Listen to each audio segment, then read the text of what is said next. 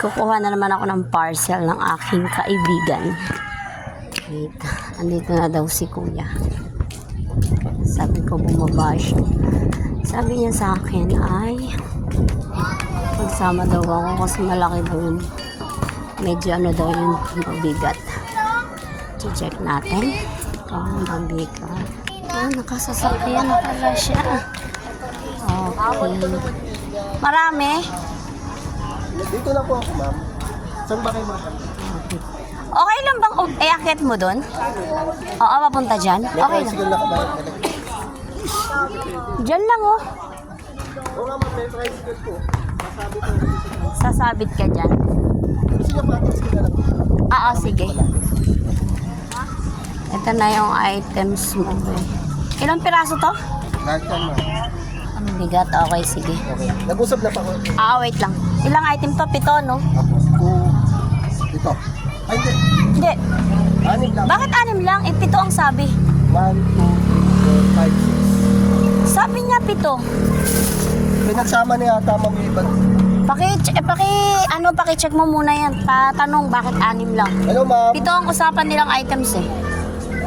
Ma'am. Ma'am, 7 daw yung usapan nyo na item?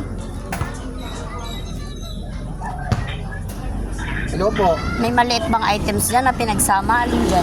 Hello po.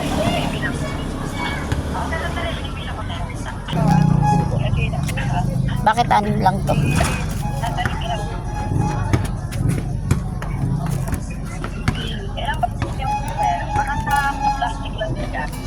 Po, ano po ba yung item na sinasabi ni madam na pang 7?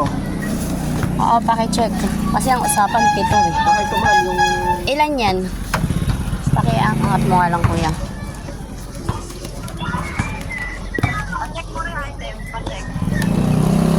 Ang gaganda niya, grabe. Ano bang item yung sinasabi ni Pito? Bakit ito, ma'am? Tanong mo ko ilang piraso yan. Hello po. Yan.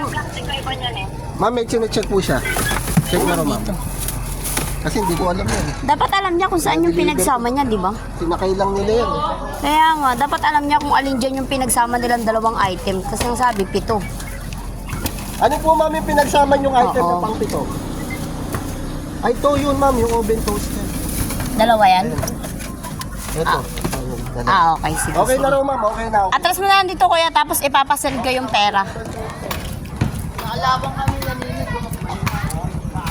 Kuya, kahit dito lang oh. Kuya, kahit dito lang sa gilid oh. Saglit. Okay, babalik tayo.